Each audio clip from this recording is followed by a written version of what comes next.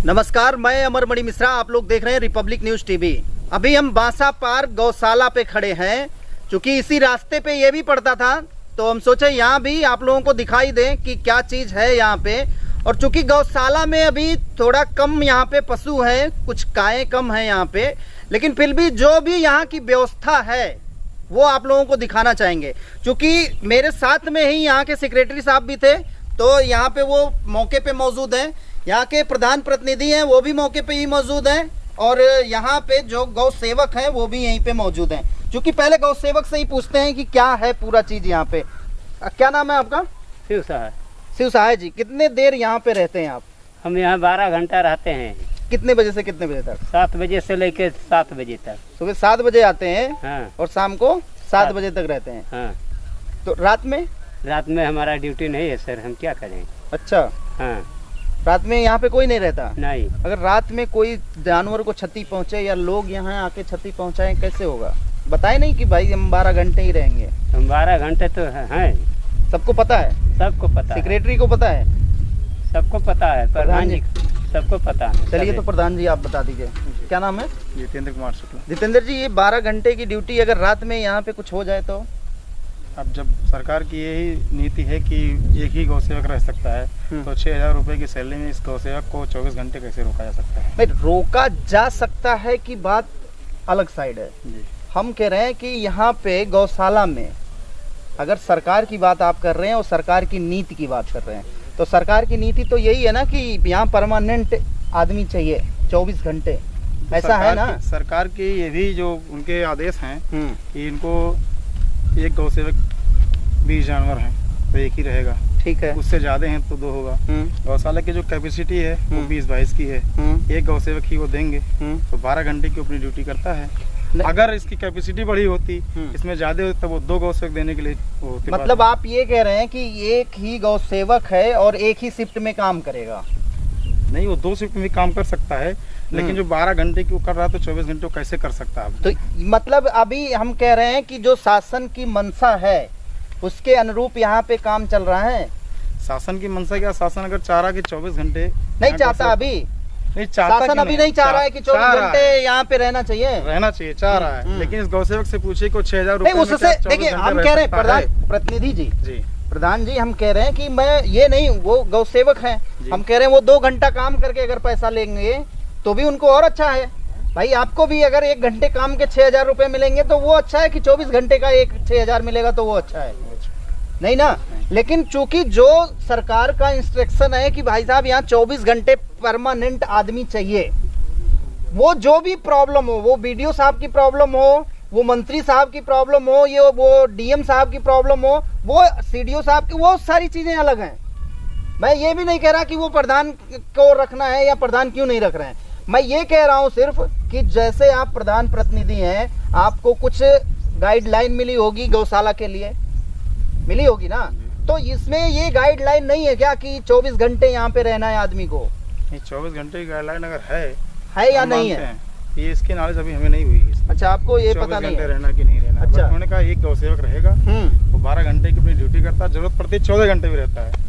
ये आपको वीडियो साहब को आपने बताया, सेक्रेटरी साहब को बताया कि भाई 12 घंटे केवल हमारा आदमी है, अगर रात में कोई बात हो जाती है तो हम उसके जिम्मेदार नहीं है? इसके नहीं, एक बार यहाँ पे हुई थी ऐसी घटना। क्या चीज हुई थी? जानवर कुछ लोगों ने खोल दिया था उनको, हमने सेक्रेटरी साहब को सूचना दे दिया। कट गया था।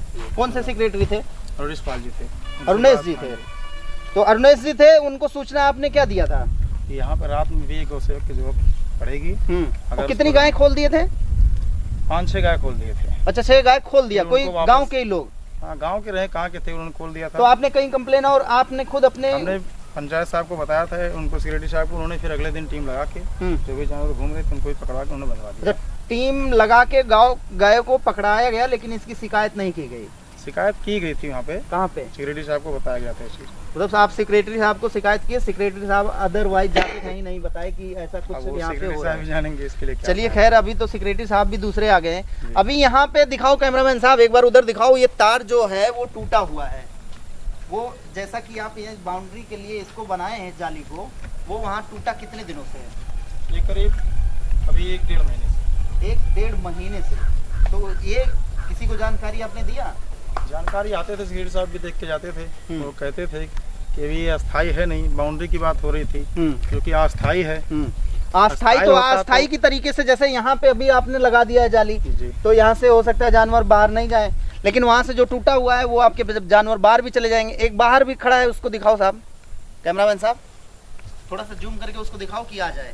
उसके विषय में जैसे कि अभी आप कैमरा आप लोग बता रहे थे कि बहुत ही वो जिद्दी टाइप का है या मारता पीटता है लोगों को, ऐसा आप बता रहे थे, तो क्या उसी वजह से उसको अंदर नहीं रखे हैं क्या? नहीं, उसको 2 बार रखा गया अंदर, लेकिन उसके बाद भी यहाँ जिससे बांधा जाता है रस्सियों में, उसको तोड़ के यहाँ से निकल गया है। गौ सेवक जो रहता है उसको मार भी सकता है। अच्छा, डर के हमारे भयभीत रहता है। अच्छा, जब आप इतनी सारी चीजें बता ही रहे हैं, अगर ऑन कैमरा आप ये बता रहे हैं कि इतना जिद्दी इतना जड़ी है वो कि मार देता है किसी को भी, तो आप सोचिए कि बाहर रहना उसका कितना लाजमी है।